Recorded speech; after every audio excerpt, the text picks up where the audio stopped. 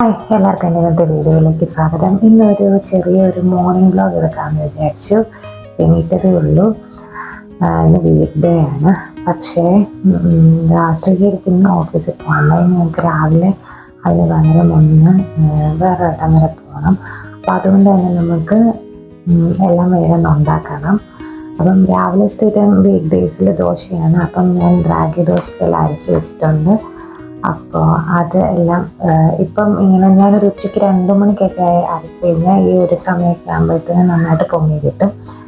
പിന്നെ ഉച്ചക്കത്തേക്ക് ഇച്ചിരി അവിയലും ഇച്ചിരി പുളിശ്ശേരിയും രണ്ടും ഒരു ശകലമേ ഉള്ളൂ. അത് ഇപ്പോൾ ഉണ്ട്, പക്ഷെ തികയത്തില്ല. അതുകൊണ്ട് ഇന്ന് ഫുൾ വാഴപ്പിണ്ടി മയമാണ്. ഒരു വാഴപ്പിണ്ടി വാങ്ങിച്ചിട്ടുണ്ടായിരുന്നു കഴിഞ്ഞ പ്രാവശ്യം പച്ചക്കറി വാങ്ങിക്കാൻ പോയപ്പം. അതുകൊണ്ട് തന്നെ ഞാൻ പുളിങ്കറി ഒരു തോരനും രണ്ടും ഞാൻ അരിഞ്ഞ് റെഡിയാക്കി വെച്ചിട്ടുണ്ട്. കറുത്തിരിക്കുന്നത് കുറച്ച് ഇന്നലെ രാത്രി അരിഞ്ഞ് വെച്ചതുകൊണ്ടാണ്. അത് നമ്മൾ ഫുഡ് ആക്കി കഴിയുമ്പോൾ റെഡി ആയിട്ടോളും. അപ്പം കുറച്ച് പുളിങ്കറി വെച്ചിട്ട് ബാക്കിയുള്ളത് ഞാൻ ചോപ്പറിലിട്ട് ചോപ്പ് ചെയ്ത് തോരനാക്കാമെന്നാണ് വിചാരിച്ചിരിക്കുന്നത്. അപ്പോൾ ഇന്നത്തെ ഒരു മീൽ പ്ലാൻ അങ്ങനെ ഇന്ന് വെച്ചാണ്, നോണൊന്നും എടുക്കുന്നില്ല. അപ്പോൾ നമുക്ക് വീഡിയോയിലേക്ക് പോകാം.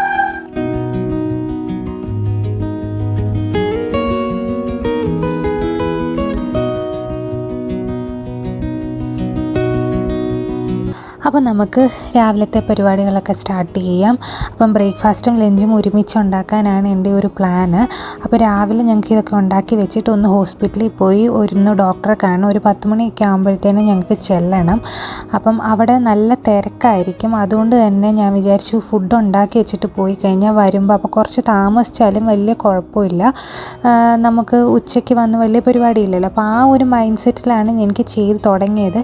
പക്ഷേ എന്താണെന്നറിയത്തില്ല, ഇത് എനിക്ക് കംപ്ലീറ്റ് ആക്കാൻ പറ്റിയില്ല. ഞാൻ ആദ്യമേ പറയുക, രാവിലെ തന്നെ അത് കംപ്ലീറ്റ് ആക്കാൻ പറ്റിയില്ല. അതുകൊണ്ടാണ് ഈ വീഡിയോ ഒരു half day in my life പോലെ ആയത്.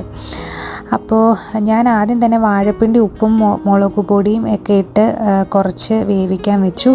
അത് കഴിഞ്ഞിട്ട് നമ്മുടെ വാഴപ്പിണ്ടി ഞാൻ ബാക്കിയുള്ളത് ചോപ്പറിൽ നന്നായിട്ട് ചോപ്പ് ചെയ്തെടുത്ത് തോരൻ വയ്ക്കാൻ വേണ്ടിയിട്ട്. അപ്പോൾ അത് നന്നായിട്ട് അങ്ങ് ചോപ്പ് ചെയ്തെടുത്തു. അപ്പോൾ ആ സമയത്ത് ശ്രീഹരി പാലൊക്കെ കൊണ്ടുവന്നു. എന്നിട്ട് പാൽ തിളപ്പിക്കാനൊക്കെ വെച്ചു. അപ്പം ഇതിനകത്ത് പ്രത്യേകിച്ച് വാഴപ്പിണ്ടി തോരനൊക്കെ ഞാൻ നേരത്തെ വീഡിയോ ചെയ്തിട്ടുള്ളതാണ്. അപ്പം വാഴപ്പിണ്ടി ചെറുതായിട്ട് അരിയുന്നതാണ് കുറച്ചുകൂടെ നല്ലത്. ചോപ്പറിൽ ചോപ്പ് ചെയ്യുന്നതിനെക്കാട്ടിലും അങ്ങ് ഭയങ്കരമായി അങ്ങ് ഒത്തിരി അങ്ങ് ഇതായിപ്പോവും. അപ്പോൾ എനിക്കിഷ്ടം അരിയുന്നതാണ്. പക്ഷേ ഇപ്പം എനിക്ക് വേഗം ചെയ്യേണ്ട കാര്യമുള്ളതുകൊണ്ട് അത് ഞാൻ ചോപ്പറിലങ്ങ് ചോപ്പ് ചെയ്തെടുത്താണ്. അപ്പം ഞാൻ തേങ്ങ, വെളുത്തുള്ളി, പച്ചമുളക് ഇത്രയാണ് ചേർക്കുന്നത്. വെളുത്തുള്ളിയും പച്ചമുളകും ഒന്ന് ചതച്ച് ചേർക്കും. എന്നിട്ട് ഉപ്പും കൂടെ ചേർത്ത് നന്നായിട്ട് തിരുമ്മി അങ്ങ് കടുക് വറുത്തെടുക്കത്തേ ഉള്ളൂ. അപ്പോൾ ശ്രീഹരി തന്നെ ചായയും വെച്ചിട്ടുണ്ട്. ചായക്കുള്ള വെള്ളവും എടുത്ത് വെച്ചിട്ടുണ്ട്. അപ്പോൾ ഞാൻ വെളുത്തുള്ളിയും പച്ചമുളകും ചതച്ച് ചേർത്തു. അതിനകത്തേക്ക് തേങ്ങയും ചിരകിയതും കൂടെ ചേർത്ത് കൊടുത്തിട്ട് നമ്മളത് കടുകും മുളകും കറിവേപ്പിലയും കൂടെ ചേർത്തങ്ങ് കടുക് വറുത്ത് ഇട്ട് കഴിഞ്ഞ് കഴിഞ്ഞാൽ നമ്മുടെ സംഭവം ഇവിടെ റെഡിയായി. റെഡിയായെന്ന് പറഞ്ഞാൽ അത് വെന്ത് കഴിഞ്ഞ് കഴിഞ്ഞാൽ കാര്യം റെഡിയായി. അപ്പോൾ അതാണ് നമ്മുടെ വാഴപ്പിണ്ടി തോരൻ. അപ്പം ഇത് കഴിഞ്ഞിട്ട് ഇപ്പോൾ ചായ ഇട്ടല്ലോ. അപ്പം ഞാൻ ഈ വാഴപ്പിണ്ടി തോരൻ എല്ലാം അടച്ച് വെച്ചിട്ട് കുറച്ച് നേരം ചായ കുടിക്കാനൊന്നും ഇരുന്നതാണ്. അത് കുറേ നേരമായിപ്പോയി. അതങ്ങനെ അങ്ങ് ആയിപ്പോയി. അപ്പം കുറച്ച് സമയം അങ്ങ് ലേറ്റായിപ്പോയി. ഞങ്ങൾ വർത്തമാനം പറഞ്ഞിരുന്നു പോയി. അപ്പോൾ അതുകൊണ്ടാണ് എനിക്ക് പുളിങ്കറി ഒന്നും ചോറ് വെക്കാൻ പറ്റിയില്ല. പുളിങ്കറി ഒന്നും വെച്ചില്ല.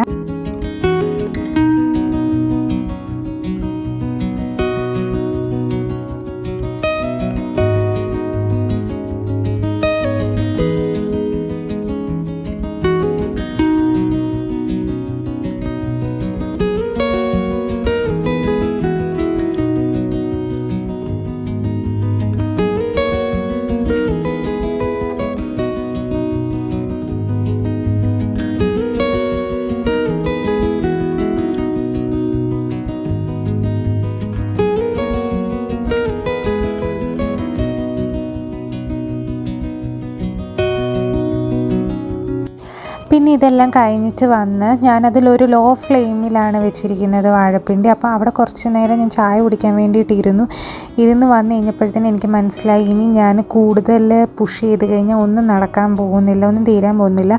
അതുകൊണ്ട് ദോശയും ചുട്ട് എന്തായാലും തോരനുണ്ട്, പിന്നെ കുറച്ച് പുളിശ്ശേരിയും അവിയലും ഒക്കെ ഇരിപ്പുണ്ടല്ലോ. അപ്പം പുളിങ്കറി ഇപ്പം വലിയ നിർബന്ധമില്ല, വന്നു കഴിഞ്ഞ് സമയമുണ്ടെങ്കിൽ വെക്കാം, അല്ലെങ്കിൽ അങ്ങ് പോകാമെന്ന് വിചാരിച്ചു.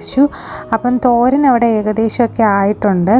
ഞാനൊന്ന് പെട്ടെന്ന് നല്ല പിണ്ടിയായിരുന്നു ആ വാഴപ്പിണ്ടി ഇപ്രാവശ്യം എനിക്ക് കിട്ടിയത്. കാരണം ഞാൻ അവിടെ കടയിൽ നിന്ന് വാങ്ങിച്ചതാണ്. അപ്പം നല്ല വെണ്ണ പോലത്തെ പിണ്ടിയായിരുന്നു, നല്ലോണം വേകുന്ന നാട്ടിലൊക്കെ കിട്ടുന്ന ടൈപ്പ് വാഴപ്പിണ്ടിയായിരുന്നു. അപ്പം അതായിരുന്നു. അപ്പം അത് പെട്ടെന്ന് വെന്തും കിട്ടി. അപ്പം ഞാൻ ദോശയും ചുട്ടു, വേഗം ചമ്മന്തി അരച്ചു. അപ്പോൾ അത് കഴിഞ്ഞ് കഴിച്ചിട്ട് പെട്ടെന്ന് പോകാമെന്ന് വിചാരിച്ചു. വന്നിട്ട് പെട്ടെന്ന് കുക്കറിലാവുമ്പോൾ നമുക്ക് ചോറ് വേഗം ആകും. കുക്കറിൽ പെട്ടെന്ന് ഞാൻ ഒരു 3 വിസിൽ അടുപ്പിച്ചിട്ട് ഓഫ് ചെയ്തിട്ട് കഴിഞ്ഞ് കഴിഞ്ഞാൽ എൻ്റെ ചോറ് വേഗം ആകും. അതുകൊണ്ട് വലിയ കുഴപ്പമില്ലല്ലോ, വേഗം ഇപ്പം ആയി കിട്ടും. ഞാൻ വിചാരിച്ചു തോരനും വെച്ച് പിണ്ടി അവിടെ വെന്തു പിണ്ടി കൂടുതൽ ഇങ്ങനെ കിടന്ന് വിചാരിച്ചു. അപ്പോൾ എനിക്ക് അരി ഉഴുന്ന് അരച്ച ദോശയാണ്. എനിക്ക് തൈറോയിഡ് ഉള്ളതുകൊണ്ട് ഞാൻ റാഗി അങ്ങനെ കഴിക്കാറില്ല. കാരണം റാഗി തൈറോയിഡ് ഉള്ളവർക്ക് ചീത്തയാണെന്നാണ് കേട്ടിരിക്കുന്നത്. അപ്പോൾ അതുകൊണ്ട് ഞാൻ റാഗി കഴിക്കാറില്ല. അരി ഉഴുന്ന് അരച്ച ദോശയാണ്. ഇതും ഞാൻ അരച്ച ദോശ മാവ് തന്നെയാണ്. കാരണം ഇപ്പം ഞങ്ങൾക്ക് അരച്ച ഒരുമാതിരി, പക്ഷേ ഉച്ചയ്ക്ക് ഒരു 2 മണി രാത്രി അരച്ചാലൊന്നും പൊങ്ങത്തില്ല. നമ്മൾ നാട്ടിലെ പോലെ രാത്രി അരച്ചാലും വൈകുന്നേരം ഒരു 4 മണി 5 മണി സമയത്ത് അരച്ചാലും ഒന്നും പൊങ്ങത്തില്ല. ഉച്ചയ്ക്കൊരു കറക്റ്റ് ഒരു 1:45 2 മണിയാകുമ്പോൾ അരച്ച് വെച്ച് കഴിഞ്ഞാൽ രാവിലെ ഒരു 9 മണി 8:30 ആകുമ്പോഴത്തേനും പൊങ്ങിക്കിട്ടും. രണ്ടും നന്നായിട്ട് നല്ല മാവായിട്ട് കിട്ടും. അപ്പം ഇപ്പം ഞാൻ കുറച്ച് ദിവസമായിട്ട് അങ്ങനെ ആ ഒരു മഴയുടെ ഭയങ്കരമായ കാഠിന്യം ആ ഒരു ഇത് മാറിയപ്പോഴത്തേനും ഞാൻ അങ്ങനെ ചെയ്തു തുടങ്ങി. ആക്ച്വലി ഇവിടെ എനിക്ക് ആ ഒരു മൂഡ് തോന്നുമ്പോൾ മാത്രമേ ഞാൻ മാവ് അരയ്ക്കാറുള്ളൂ, അല്ലെങ്കിൽ വാങ്ങിക്കുക തന്നെയാണ്. കാരണം ഈ ഉച്ചയ്ക്ക് 2 മണിക്ക് അരച്ച് വെക്കുക എന്ന് പറയുന്നത് അത്ര സുഖമുള്ളൊരു ഏർപ്പാടല്ല എന്നെ സംബന്ധിച്ച്. എനിക്ക് ആ സമയത്തൊരു മടി വരും. പിന്നെ ഇപ്പോൾ എന്നെ തന്നെ ഞാൻ പുഷ് ചെയ്ത് ഞാൻ അരയ്ക്കുകയാണ്. കാരണം ഇപ്പോൾ കുറച്ച് നാളായിട്ട് മാവിങ്ങനെ പുറത്തുനിന്ന് മേടിക്കുക.